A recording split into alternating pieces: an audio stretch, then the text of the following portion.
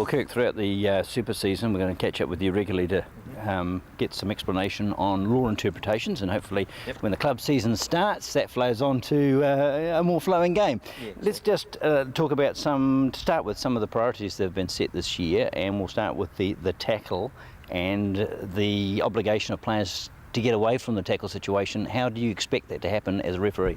Yeah, so basically the whole idea is to get that clean ball from the back of that situation. So one of the things that we don't want is that halfback being impeded, and they're talking about, don't even want those players coming through the ruck and impeding the halfback as well now. So they talk technically about players rolling out east-west and things, but for the general public, basically get out the side of that situation rather than, as players have done in the past, sort of roll through the back and they just momentarily get in the way of the ball or the halfback and just slow that down. So we want players just getting right away from the ball, and you'll see referees being quite harsh on that side of it. Hopefully there should still be opportunity that if the ball's popped out the back and there's no one there to immediately play it, that the players can still step through and win it, which we have seen on a couple of occasions. But basically if the halfback or the person in that position's ready to play the ball, that they get the opportunity to do that with freedom, pretty much, to keep that game going. Was it correct previously that if I was bound to the maul I could have grabbed the halfback? Was that allowed? Now, I'm never sure whether that was allowed or not. No, you've never been allowed to pull the halfback in, but if you've been legally bound into the maul and he's taken possession of it and stepped away and you can step through, you've been able to immediately get onto him. But what they don't want is that halfback being basically giving him full freedom to play the ball as he wishes. And just and aside from that, just to clarify the position about the halfback touching the ball isn't enough now. He has to actually pick it up, doesn't he, before the players can intrude? Yeah, so that's sort of been cleaned up a wee bit around. In the past there was question marks because it was as soon as the halfback touches the ball that he was fair game, but they talk now it's about when the halfback lifts the ball off the ground, so he can be digging for it or trying, getting in a position to play it, but it's not until the ball that leaves the ground that it's now deemed to be out. I'm going to move on to something around what you're talking about over an incident that happened where the ball came out the back of the ruck and an opposition player dived on the ball and was deemed to have been impeding the ball. Confusion there with viewers about, well, if I do that in general play, I don't get penalised. Clarify that situation for me. Yeah, so basically what it's about is the player just can't fall on the ball and prevent it being available to other players. So the situation, I guess, with general play, generally it's quite open.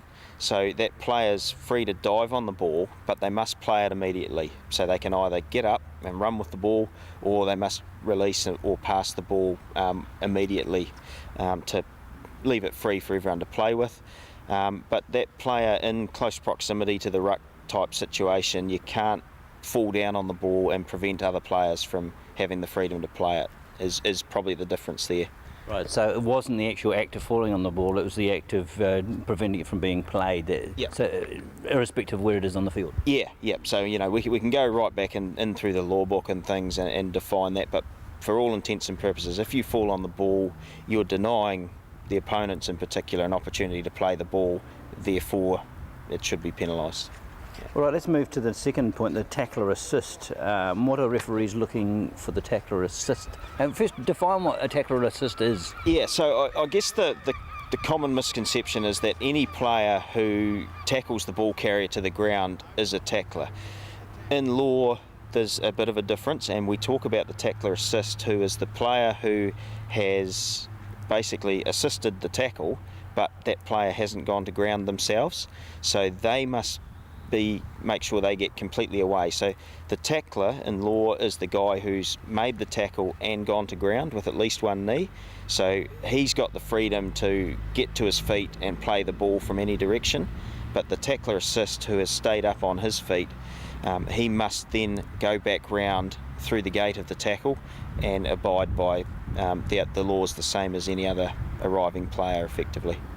Just clarify for me too, on the same subject, what the tackler can do. Can he be offside at any point because he was the tackle? Can he contest the ball until he's got it or not. Yeah, so as long as that situation is still deemed to be a tackle, so no ruck is formed, that tackler, provided he's expected first to release the player, then get to his feet, then he's free to play the ball from any direction. Often a ruck may happen quite quickly. We would expect that the referee should be communicating that at the same time as well, that it's become a ruck, so that tackler now knows to stay out of it. But if he's making the tackle, releasing, getting straight to his feet, he should generally get that first crack at the ball from any direction. But yeah, going back to that tackler assist, again, that player who stays on their feet often thinks they've got the same rights, but they don't. And anyone joining that tackle situation must be from behind the hindmost foot? Yes, yep. So that at the tackle, we've got the gate there, so any other player that's not the tackler in law must come through from their own side. Yep. So joining a tackle, joining a maul, joining a ruck, same rule applies? Yes, yep. So you must come from basically the hindmost foot of your team and entering, straight, not coming in the side or totally round the opposite side. Yeah. And just around that tackle situation, a player leaning on another player deemed to be on the ground, aren't they? Is that correct? So leaning on top? Yes, if I'm resting on the player, you're effectively on the ground. You've got to be actually standing clear of the player on the ground? Yeah, so we want players to be completely supporting their own weight. So effectively, if they were to throw their hands up in the air, they need to be able to stay on their feet to have been deemed to be back up on their feet. Yeah. All right, let's have a look at the scrums then. Always tinkering with the scrums, okay. We've now got this reluctance to let them pre-engage. What's a pre-engagement? Yeah, so I guess the theory last year was we talked about getting the props ear to ear. So they were that close that effectively if you looked across that line, all the ears were in line. Whereas this year there's a bit more acceptance that there can be a wee bit more of a gap. Just that slight bit of daylight between the teams is how they're referring to it. So just bring them slightly further apart so that they can still have that wee bit of impetus at the time when they come together. Whereas last year, the pre-engage is pretty much the teams were almost locked completely in prior to the referee making that final call. So what we want is they keep that bit of daylight and then come together on the referee's command. And the purpose of that, is to go back to allowing some advantage of having a good hit? Yeah, although we, as referees, we don't like the word hit. We expect it just to be coming together. Yeah. Commentators' word hit. Yeah, but for all intents and purposes, that's basically what we still want it to be a fair contest. Give those boys a chance to, stamp their mark in a legal fashion. Okay, we're looking for stability too. That's another thing you're looking for. And one thing I see is being tightened up on is the wheeling of the scrum, and they seem to be more harsh on that at the moment. Yeah, so what we want to see is basically that there's technically nothing in law to stop the wheel of the scrum, provided the teams move forward first. So what the referees are looking for is that we get that forward shove and then it can turn. We don't want to see players wheeling, whip wheeling, and basically leaning off and pulling the scrum round and things like that and deliberately driving it round on that impact. But if the team is driven forward, basically they've proven they've got that dominance, and then if it does wheel from there, then there's no issue with that. All right, let's see if that works. Every year there's some change to the scrum interpretation, isn't there? Yep, no, and it's an ongoing process, and hopefully we're getting better at it, and there seems to be better results at the scrums compared to the start of last year, so hopefully that continues and gets better and better. All right, we'll now move to the line out, interfering with the jumpers in the air, targeted by the referees. That's always been a focus point though, isn't it? Yeah, and I think that just ultimately comes back to player safety, that when that player's up in the air that they've got first right to get brought down safely, and that obligation is on the opposition to leave them alone, but also on their own support players to make sure they bring them down safely as well. So they've got to do their bit, that they don't just abandon that player in the air as well. And then, that the opposition wait till that player comes back down, and then they can have a go from there.